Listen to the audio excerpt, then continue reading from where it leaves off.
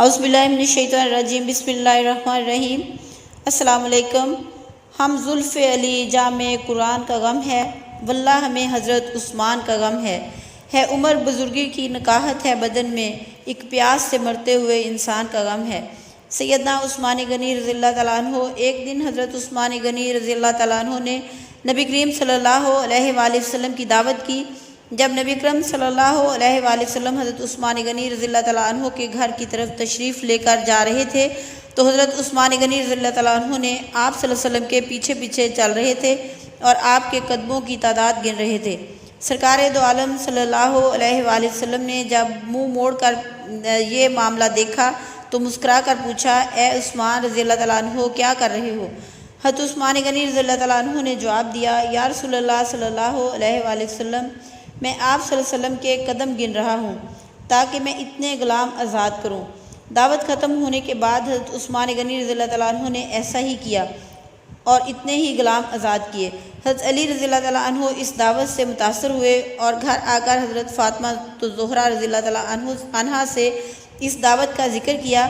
حضرت فاطمہ الزہرا رضی اللہ تعالیٰ عنہ نے فرمایا، علی رضی اللہ تعالیٰ عنہ، اگر تم چاہتے ہو تو ٹھیک ہے، تم رسول اللہ صلی اللہ علیہ وآلہ وسلم اور آپ کے اصحاب کو بلاؤ اور میں دعوت کے لیے کچھ پکا لوں۔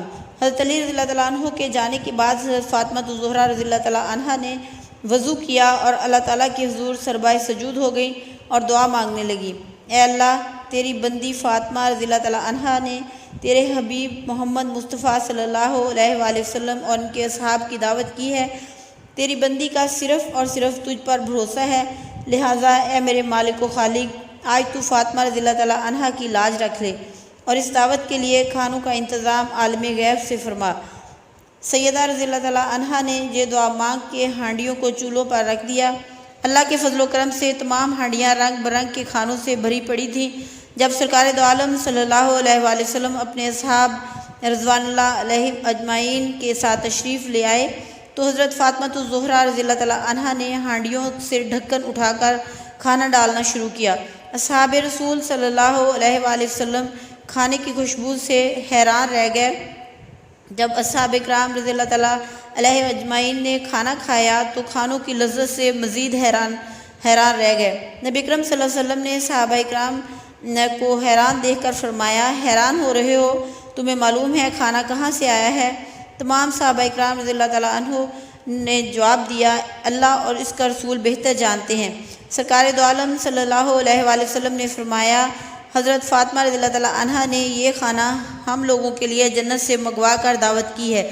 اس کے بعد حضرت فاطمہ الزہرا رضی اللہ تعالیٰ عنہ پھر سربائے سجود ہو گئیں اور اس طرح دعا مانگنے لگیں، اے میرے مالک، حضرت عثمان رضی اللہ تعالیٰ عنہ نے تیرے محبوب کے ہر قدم کے بدلے ایک غلام آزاد فرمایا ہے۔ فاطمہ رضی اللہ تعالیٰ عنہ کے پاس اتنی استطاعت نہیں کہ وہ غلام آزاد کرے۔ اے میرے رب، تو نے پہلے بھی میری لاج رکھی اور جنت سے کھانا بھیج دیا، اب تیرے محبوب صلی اللہ علیہ وآلہ وسلم جتنے قدم چل کر میرے گھر آئے اتنے ہی سرکار دو عالم صلی اللہ علیہ وسلم کے امتی جہنم کی آگ سے آزاد فرما دے۔ ادھر فاطمہ الزہرا رضی اللہ تعالیٰ عنہ اس دعا سے فارغ ہوئیں، ادھر جبرائیل امین علیہ السلام وحی لے کر بارگاہ خیر الانام صلی اللہ علیہ وآلہ وسلم میں حاضر ہو گئے اور بشارت سنانے لگے، یا رسول اللہ صلی اللہ علیہ وآلہ وسلم، اللہ تعالیٰ نے آپ کے ہر قدم کے بدلے 1000 گناہگار امتیوں کو بخش دیا اور جہنم سے آزادی عطا کر دی۔